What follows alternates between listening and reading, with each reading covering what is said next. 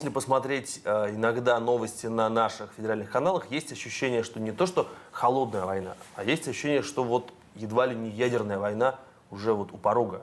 И разговоры о том, что если что, мы еще ядерная держава, они ведь ведутся на очень высоком уровне. Я думаю, что это опасный путь. Тот, кто подбрасывает это. Я не думаю, что выбор сделал такой Путин. Не думаю. Не знаю, может быть, я идеализирую.